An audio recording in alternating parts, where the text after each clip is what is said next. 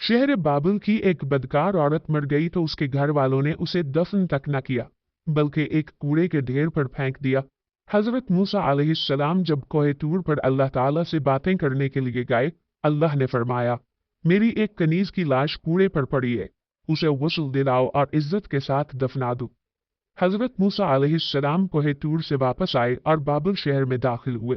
तलाश करते करते एक जगह देखा कि कूड़े पर एक औरत की लाश पड़ी है और उसके इर्द गिर्द 4 कुत्ते रखवाली कर रहे हैं ताकि कोई दरिंदा लाश को पामाल न कर सके।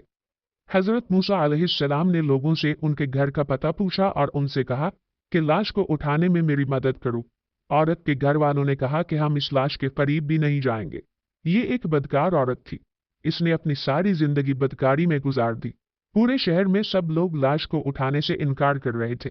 हजरत मूसा अलैहिस्सलाम ने अपने भाई हजरत हारून अलैहिस्सलाम के पास पैगाम भेजा और कहा कि लाश उठाने में मेरी मदद करो। दोनों अंबिया ने लाश को उठाया और फिर जब गुस्ल देने की बारी आई तो शहर की कोई भी औरत उसे गुस्ल देने के लिए तैयार न थी। ये देखते हुए हजरत मूसा अलैहिस्सलाम ने अपनी ज़ौजा और बहन को हुक्म दिया कि इसे गुस्ल दो। गुस्ल के बाद अपने भाई की मदद से उसे दफनाया। जब आप अलैहिस्सलाम फारिग होकर वापस आ रहे थे तो शहर वाले लोग आपके सामने आ गए। वो सब मिलकर आपसे पूछने लगे कि ए मूसा अलैहिस्सलाम, हमें इस बात की वजाहत दें कि एक बदकार औरत को इतनी इज्जत क्यों दी, या फिर वो कलिमा जो आप अलैहिस्सलाम ने हमें पढ़ाया है हम आपको वापस करने आए हैं। हजरत मूसा अलैहिस्सलाम ने लोगों से फरमाया, ए शहर के लोगों, मुझे जो हुक्म अल्लाह ताला ने दिया है तो मैं उसके हुक्म की तामील कर रहा हूँ। हाँ, अगली बार जब मैं कोहे तूर पर गया तो तुम सबको तुम्हारे इस सवाल का जवाब मिल जाएगा। लोग ये सुनकर चले गए।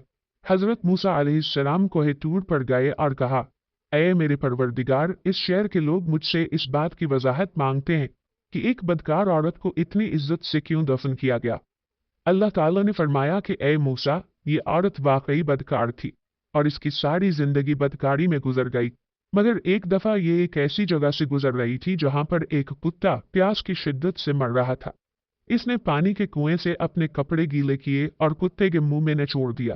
प्यासे कुत्ते के मुंह में जब पानी आया, उसके तड़पते हुए जिस्म ने जान पाई तो मुझे औरत की रहमदिली पसंद आ गई और मैंने मौत के फरिश्ते को हुक्म दिया कि इसकी रूह को कब्ज कर लो ताकि ये आइंदा बदकारी ना करे, और मैंने इसको वहीं पर मुआफ कर दिया।